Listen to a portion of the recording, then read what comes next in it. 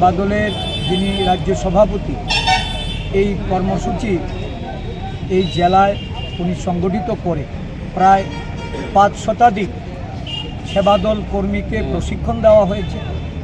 এই প্রশিক্ষণ শিবিরে কৈলাসহর জেলা কংগ্রেস নেতৃবৃন্দরা সকলে মিলে সহযোগিতা করেছে।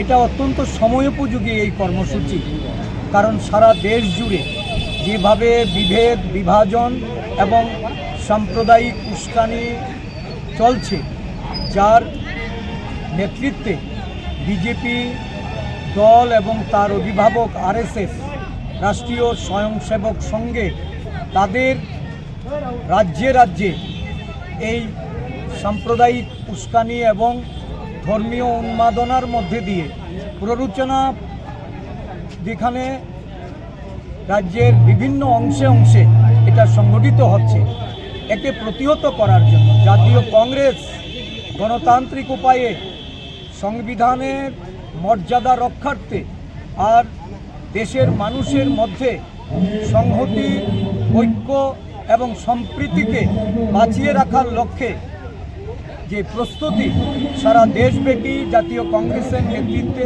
বিশেষ করে আমাদের সভাপতি মল্লিকার্জুন খার্গেজি, আমাদের বিরোধী সংসদের দলনেতা রাহুল গান্ধীজির নেতৃত্বে শুরু হয়েছে।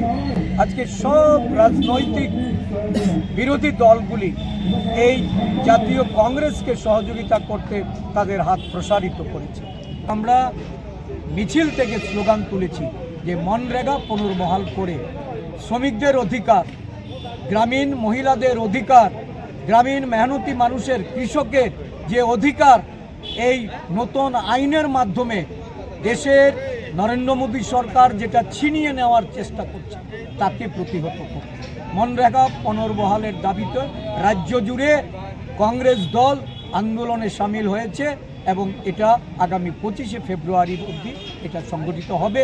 আমি সমস্ত শ্রমজীবী, মেহনতি, গ্রামীণ কৃষক, আমাদের শ্রমিক বন্ধুদের তাদের সহযোগিতা, বিশেষ করে রেগার শ্রমিকদের তাদের সহযোগিতা আমি কামনা করছি।